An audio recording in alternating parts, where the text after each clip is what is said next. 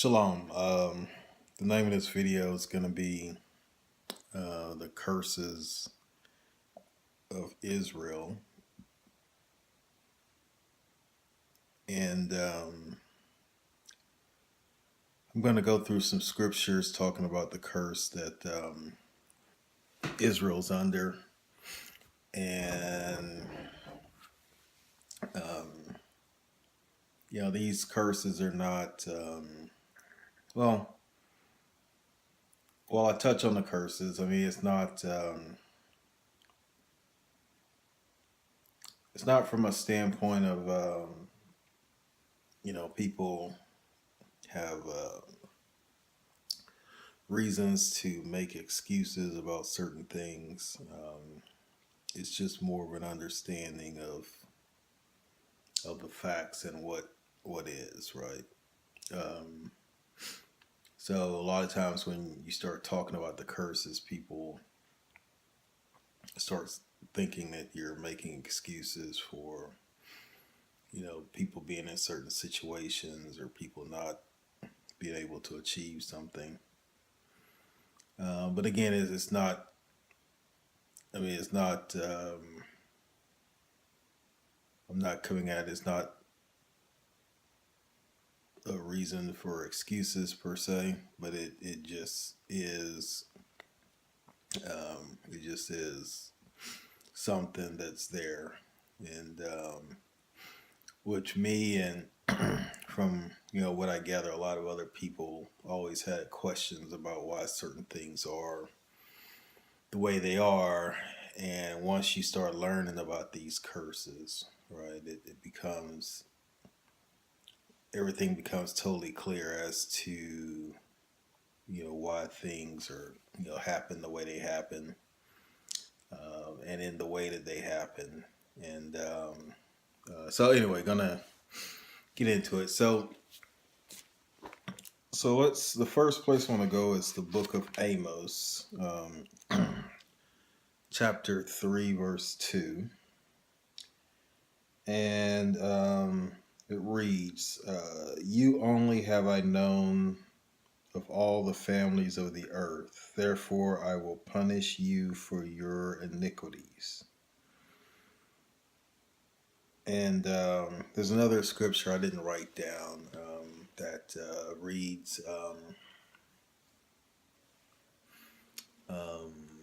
it says, "As for the other, well, basically, it says basically that similar to that Yahweh, Most High God, that He's only dealing with Israel.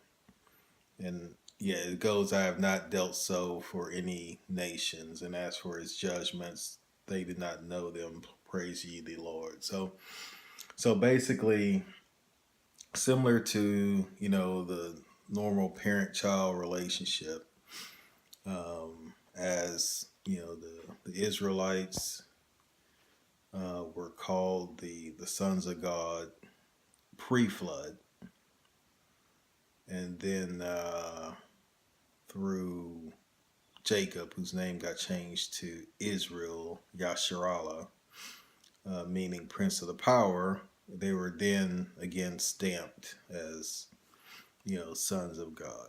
And so, just like with any parent, if you see a group of kids acting up, you're not going to be as concerned, or maybe not concerned at all, with the other kids that's not your child, right? You're going to be concerned with your child. So with us having the responsibility and the privilege of being Yahweh's children, we're held up to a higher standard, and therefore we get punished if we aren't doing what we're supposed to. Okay, and so how do we get punished? Okay, so let's talk about that. So if you we're gonna go to Deuteronomy chapter 5, verse 9. Okay, thou shalt not bow down, thou shalt thyself unto them, nor serve them. For I, the Lord thy God, am a jealous God, visiting the iniquities of the fathers upon the children, unto the third and fourth generation of them that hate me. Okay. And then verse 10 says, and showing mercy unto thousands of them that love me and keep my commandments. So right there, he's saying basically, if you don't do as I say, then I'm going to basically, you're going to pay the fathers and their children to the third, fourth generation are basically going to pay. Now, I'm not sure if I've done a video on reincarnation. I'll have to look back through the list, but if not, I'll get one done. But there is reincarnation in the Bible, and basically, when he's saying the third, fourth generation, he's talking about basically the same spirits coming back to the earth and basically having to bear the punishment of what they did in their former lives. Again, if I haven't done a reincarnation video, I'll get one on the list. So we know there that basically he's gonna, punish people to the third, fourth generation, which means basically you're gonna have generational punishments. Okay. And so the next scripture I want to read is from the book of Daniel.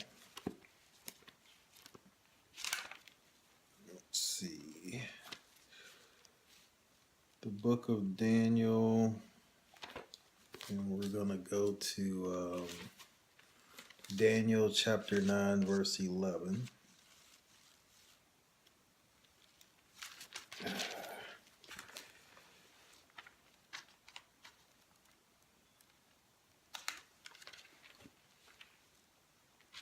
Okay, chapter 9, verse 11.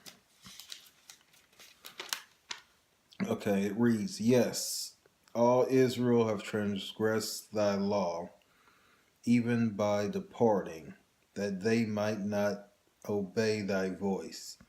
Therefore the curse is poured upon us, and the oath that is written in the law of Moses, the servant of God, because we have sinned against him. Okay, so Daniel, and this would be 580, roughly, 508. Well, general time frame, the 5th, 6th century BC.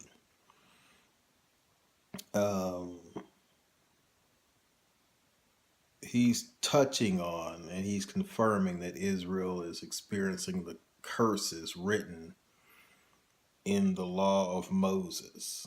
Okay. And so this is confirmation of that's taking place. Now, what curses is he talking about? Okay, so let's go to Deuteronomy chapter 28. And we'll get the curses.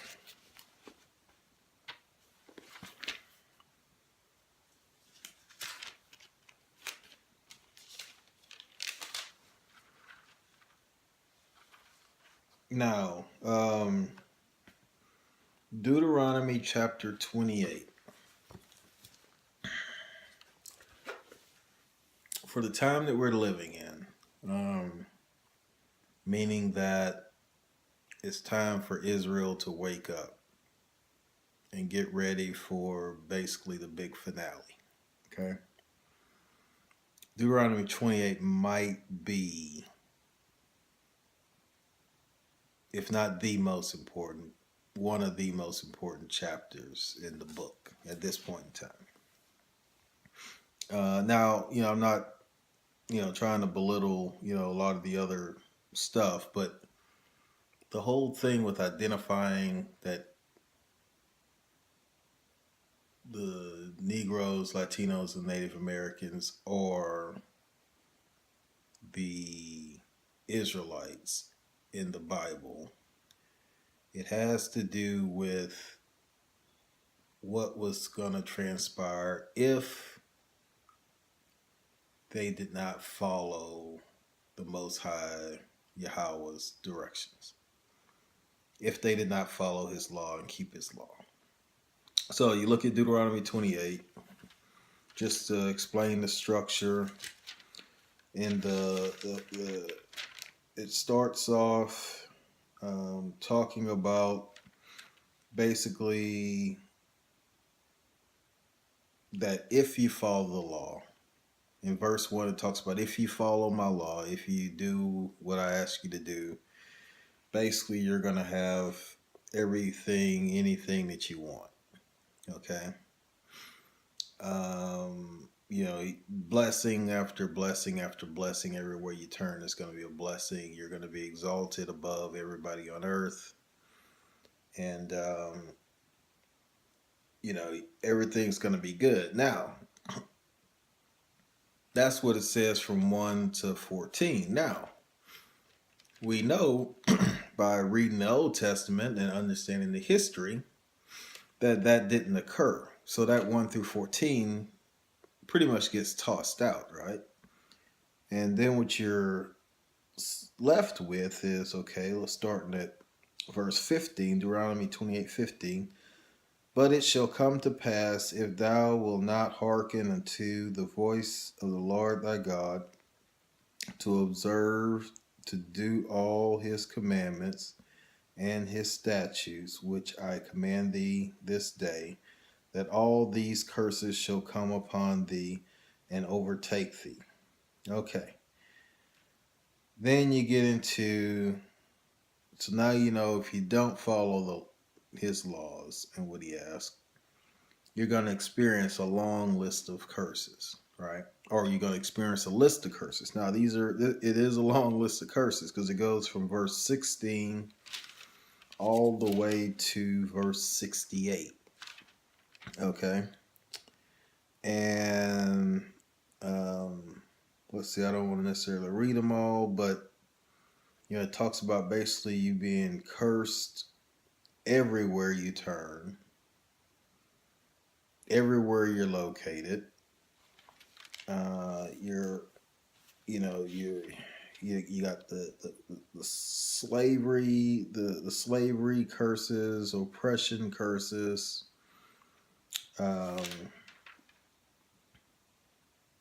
getting scattered throughout the earth, basically being in perpetual debt, and here's some of the kickers here. This, which is, I think, probably one of the most effective. Well, not, I won't say effective, but one of the curses that just hits home. You got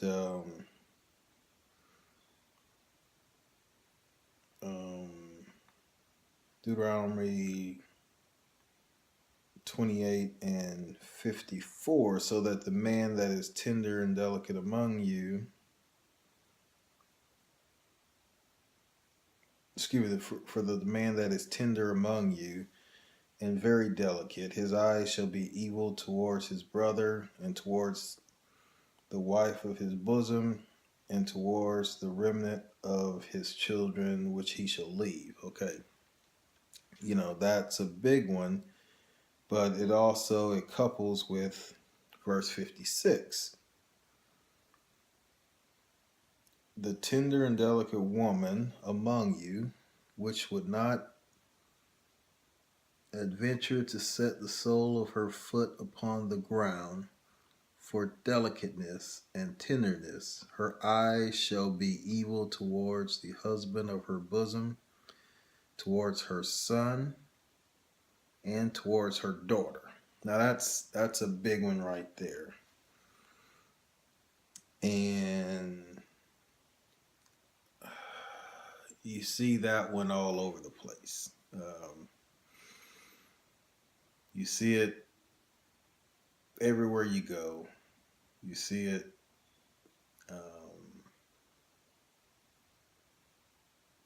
on YouTube. You see it on Facebook.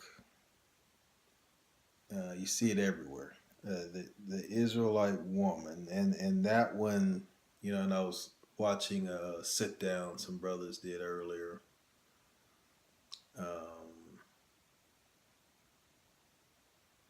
From GMS Chicago, and they mentioned that, which I hadn't really thought about, that one, just, pretty much every man,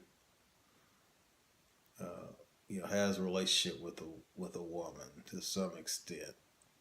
So that's like a very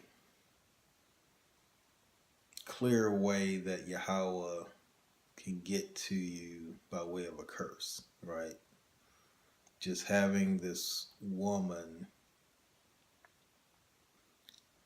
just have this just pure hatred towards you, and by most accounts just this hatred where she just will not be satisfied until she is just totally destroyed you, right? Just totally destroyed you. And I mean, that sounds harsh, but there's there's no other way you can really look at it, right? I mean, the Israelite woman is destroyed, right? She's and it's kind of like, history repeating itself from the Garden of Eden, where the Israelite woman took direction from the serpent, which we know that the serpent is a family, a family of people, or a certain nationality of people, and where that Eve took direction from, and basically, caused Adam to go off, right? And it's the same thing now. Here's a white woman, and I'm talking about the ones in the U.S. They've taken direction from people outside of their nation. They've been manipulated by people outside of their nation. And it's all been to basically destroy or oppress the Israelite man, right? And it's probably, in my opinion, you talk about slavery, you talk about all this other stuff, but that one is, just one that you just can't get away from. I mean, and you got, anyway, but related to the woman, which she has additional curses that she's under. If you read Isaiah 3 and 16, particularly the southern kingdom, which would be Judah, Benjamin, and Levi. She's got particular curses that she's under related to her hair. Okay. And that's touched on in that scripture. So she's got that curse, and that's like just an ongoing thorn in the side of the Israelite woman from the southern kingdom. The northern kingdom, doesn't have that issue, but the Southern Kingdom, um, their hair is just a constant thorn in their side and a very painful, painful, experience for them, right? But anyway, so those are, that's some biggies. And then you got in 64, 28:64, and the Lord that shall scatter them among all people from one end of the earth even unto the other, and thou shalt serve other gods, neither thy nor thy fathers have known, even wood and stone, right? And that's basically um, us being cursed, basically pushed into, Christianity, Islam, Buddhism, um, pushed into those religions, which then again it causes more of the perpetual curses, right? Because then you're serving other gods, right? So can't help but laugh. Laugh or cry. So okay. And among these 65, and among these nations, thou shalt find no ease, neither shall the soul of thy have rest, but the Lord shall give thee there a trembling heart and failing eyes and sorrow of mind, right?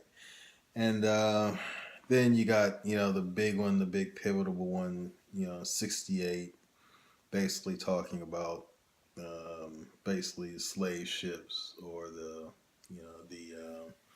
Atlantic slave trade or triangular slave trade, or whatever term you want to use for it. And basically, being put into a situation basically that no one's going to be able to get you out of, which is why we have to wait for Yahweh Shai to come back and and retrieve us, or get us out of this situation. Now, so from a curse standpoint, you got and it's a long list, so just read the list for yourself. This video would be probably a good hour if I read through all this. I'm not going to read through it all, but also in here, just a couple of words caught my eye. Talk about the sicknesses that we would encounter, the plagues, illnesses, stuff like that. And again, a lot of some of that stuff, a good bit of it's related to, again, breaking the laws, the food laws, things of that nature. Um, and anyway, so you got your Deuteronomy 28 plague, you got the Isaiah 3 plague, and then the other plague or curse. Well, excuse me, the Deuteronomy 28 curse and the Isaiah 3:16 curse. Deuteronomy 28 verses 15 through 68. Isaiah 3:16. I don't remember how far that goes. I think it goes to about 19, talking about the curse of the women they're under.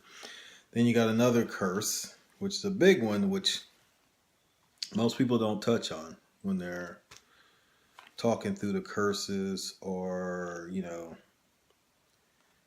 people don't, another scripture you don't really hear. If you came up in the Christian church, you don't hear this scripture talked about. I'm going to Matthew verse 27. Excuse me, Matthew 27 verse 25. Work Matthew 27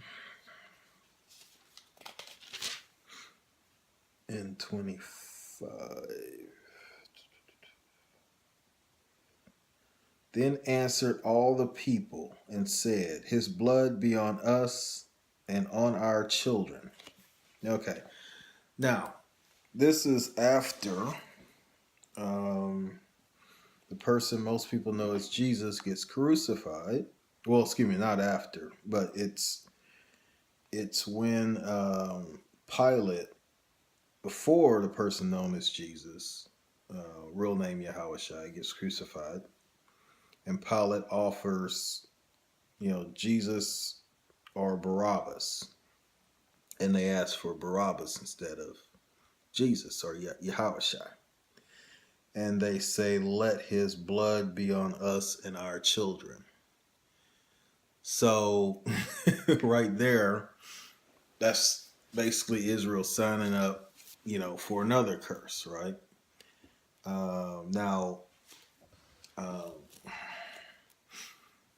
I'm assuming that this particular curse is just on the people that were in that crowd and their descendants. But again, depending on, well, I mean, that still manufactures in the millions, tens of millions of people, probably. I mean, if you had, several hundred people, I don't know how many people were in the crowd there. It might say, might maybe thousands in the crowd.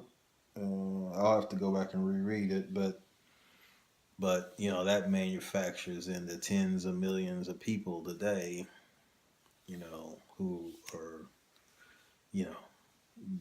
kind of have some payback for basically crucifying Yahweh, right? So is so anyway, but so when are the curses gonna be up?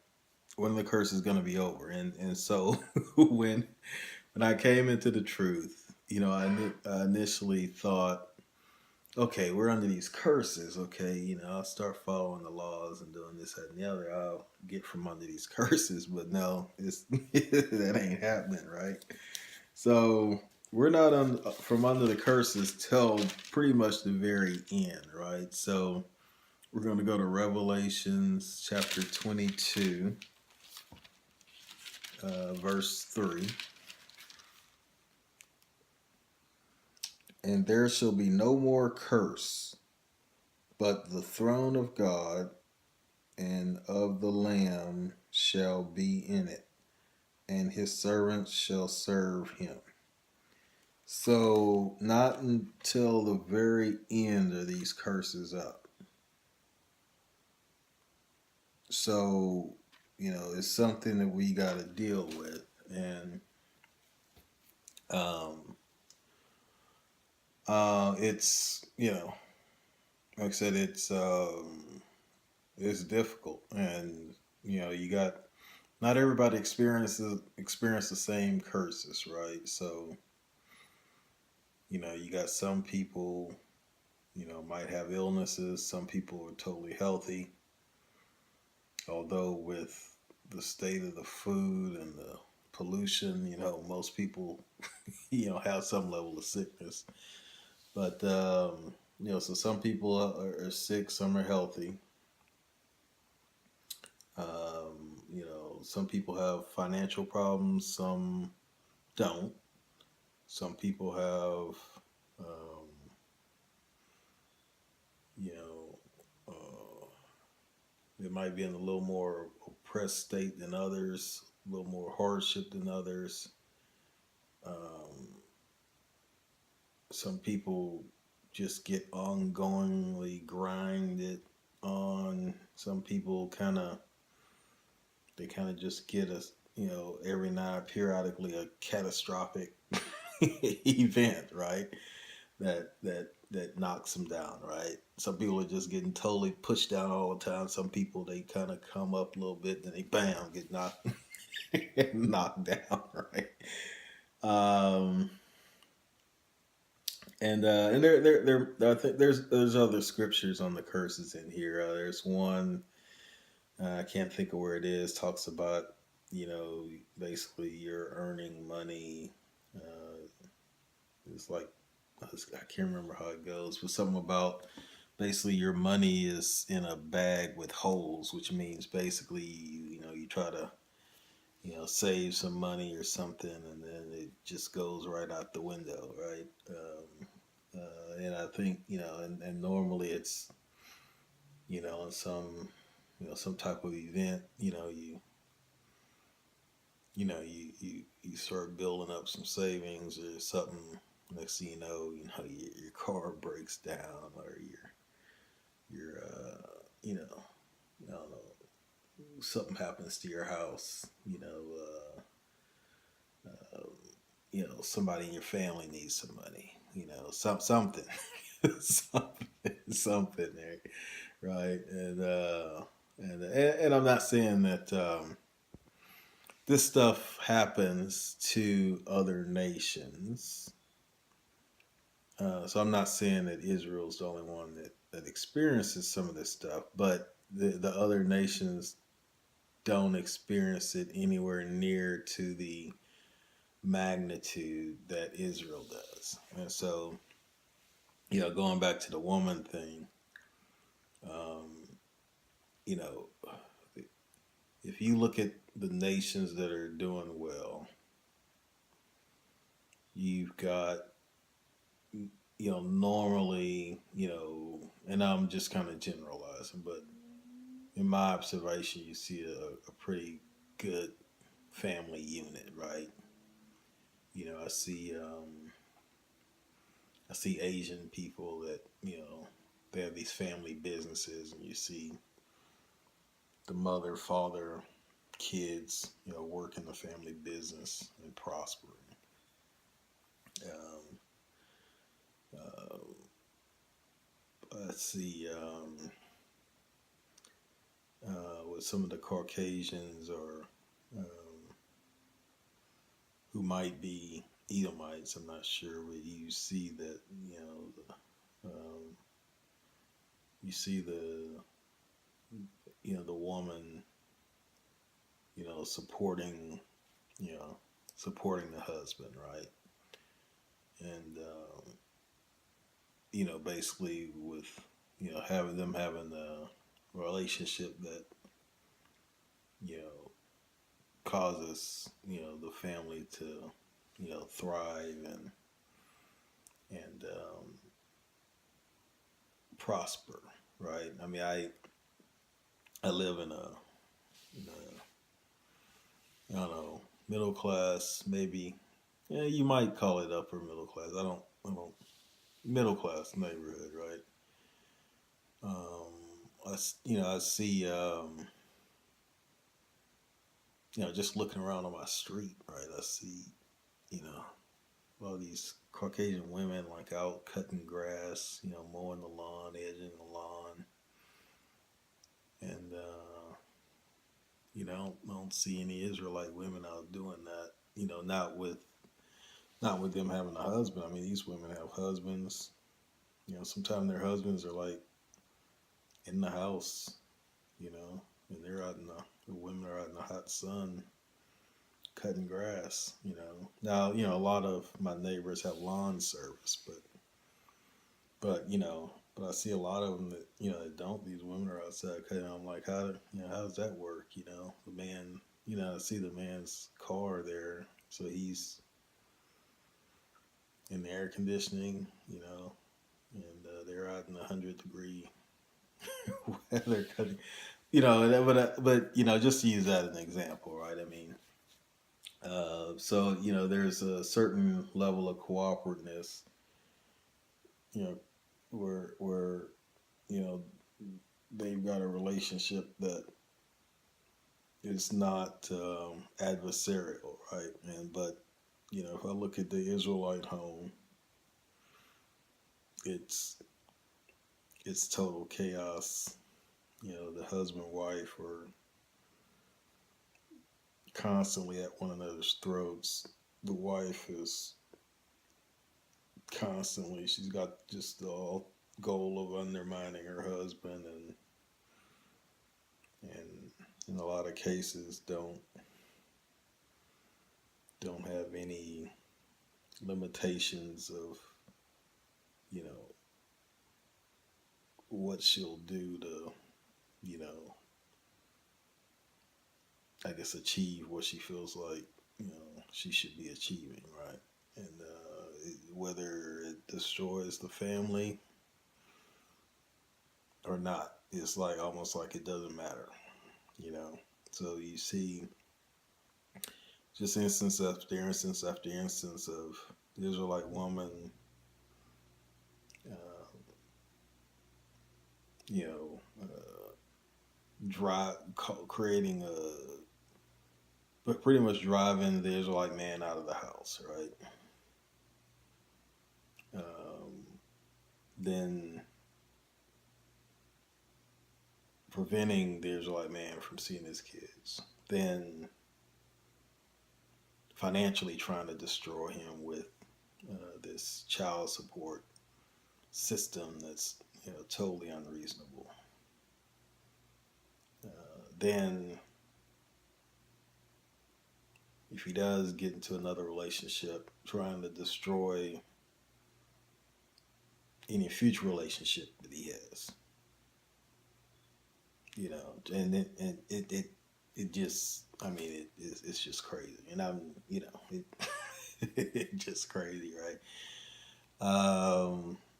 So you got an environment where then the kids are put into a situation where they're not getting that balance that they need, father, mother, and they're growing up unbalanced, and then they're screwed up, and then perpetually, but it's the curses, right? But I mean, I'm not making excuses for it, letting anybody off the hook, just explaining it, right? And so for me,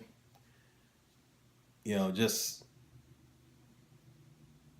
knowing that these curses, which I read through them all the time, just knowing that these curses exist, it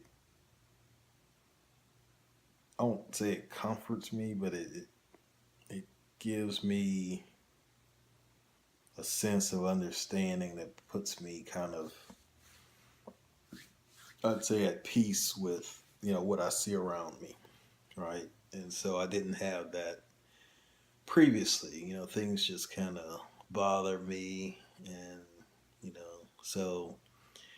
But it goes back to that scripture, and you will know the peace. Excuse me, and you will know the truth, and the truth will set you free. And so now that I know the truth on that issue as well as others, it's pretty much set me free from just torturing myself trying to understand why things are the way they are. Anyway, so that's my lesson, if you will, on the curses. As always, leave a message if you have questions or if you need clarity. All praises to Yahweh, in the name of Yahweh Shai, for allowing me to do this lesson as well as the other lessons. And just to say that in Hebrew, Kyle Al Yahweh Bashem Yahweh Shai, which means all praises to Yahweh Bashem Yahweh Shai. And I want to send shalom out to the other brothers pushing the truth out there. A lot of things going on in the news. We're still moving forward with things, with the prophecies, and there's going to be something major soon, but we're definitely moving forward, and hopefully we'll be out of here soon, and into the kingdom.